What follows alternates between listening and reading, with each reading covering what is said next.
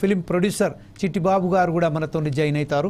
అలాగే cinema critic ఎవరైతే ఉన్నారో లయన్ వెంకట్ గారు కూడా మనతో చేస్తారు. ప్రస్తుతం మనం కోటేశ్వరరావు గారు మనతో లైన్ ఉన్నారు. కోటేశ్వరరావు గారు, ఈరోజు సినిమా రంగానికి సంబంధించింది ఈ ప్రస్తుతం ఉన్న సినిమాల మీద మీరు ఎలా విశ్లేషిస్తారండి?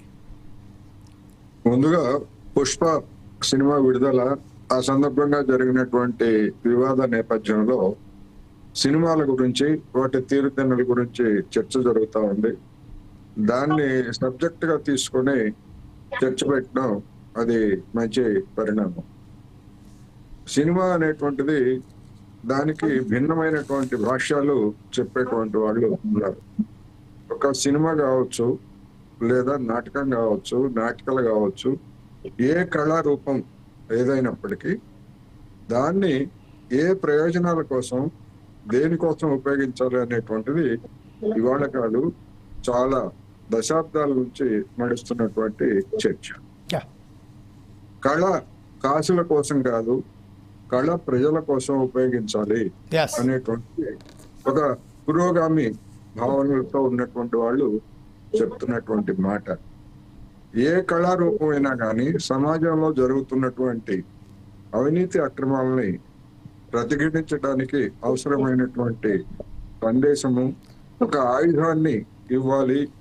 అదేవిధంగా దోపిడీకి వ్యతిరేకంగా, దోపిడీకి పోరాడేటువంటి శక్తులకి ఒక సైద్ధాంతిక ఆయుధాన్ని ఇవ్వాలి అనేటువంటి అభిప్రాయాలు గతంలో కూడా ఉన్నాయి, ఇప్పుడు కూడా ఉన్నాయి, రాబోయే రోజుల్లో కూడా ఉంటాయి.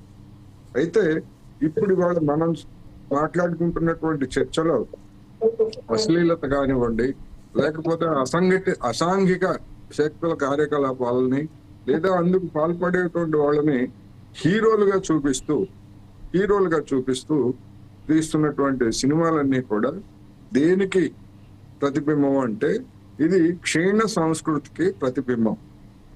ఇలాంటి క్షీణ సంస్కృతి అనేటువంటిది మన తెలుగు సినిమా రంగంలో ముందు ప్రారంభం కాలేదు. ఇది విదేశాల నుంచి మనం దిగుమతి చేసుకున్నటువంటి ఒక క్షీణ సంస్కృతి. మనం 50 ఏళ్ళ నాటి సినిమాలు లేదా 60 ఏళ్ళ నాటి సినిమాలు, అంతకుముందు నాటి సినిమాలు, ఇవన్నీ అంటే మన 100 ఏళ్ల తెలుగు సినిమా లేదా భారతీయ సినిమా చరిత్రను చూసినప్పుడు పౌరాణికాలుగా వచ్చినటువంటి సినిమాలు తర్వాత సాంఘికాలుగా మారాయి. ఆ సాంఘికాలుగా మారినటువంటి నేపథ్యాన్ని చూసినప్పుడు స్వాతంత్ర పోరాటం అందులో ప్రతిబింబించింది. కష్టజీవుల సమస్యలు, భూ సమస్య కావచ్చు, కౌలుదారుల సమస్య కావచ్చు, రైతుల సమస్య కావచ్చు, లేదా కుల సమస్య కావచ్చు, కుల వివక్ష సమస్య కావచ్చు, ఇవన్నీ కూడా పాత సినిమాల్లో మనకి సందేశాత్మకంగా వాటన్నింటికి వ్యతిరేకంగా ఒక భావజాలాన్ని సృష్టించినటువంటి చూసాం.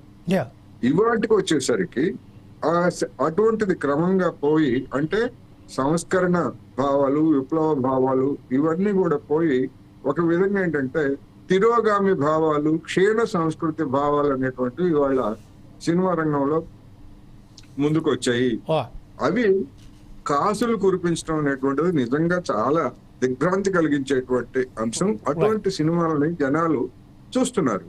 ఎందుకు చూస్తున్నారు అంటే సంక్షోభంలో, ఆర్థిక సంక్షోభంలో లేదా సామాజిక సంక్షోభంలో ఉన్నటువంటి జనాలు వాస్తవ సమస్యలని చూడటానికి నిరాకరించేటువంటి ఒక విధమైనటువంటి పరిస్థితుల్లో ఈ విధమైనటువంటి బలహీనతకు లోనవుతున్నారనేది నా అభిప్రాయం.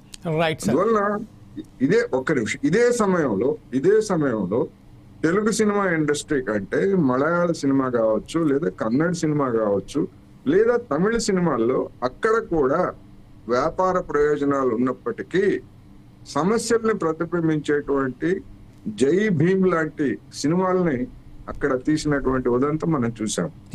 అందువలన పురోగామి, తిరోగామి భావజాలం, అదేవిధంగా పురోగామి, తిరోగామి ఆర్థిక ప్రయోజనాల యొక్క సంఘర్షణ అనేటువంటిది ఇవాళ సినిమా రంగంలో కనిపిస్తుంది అనేది నా అభిప్రాయం.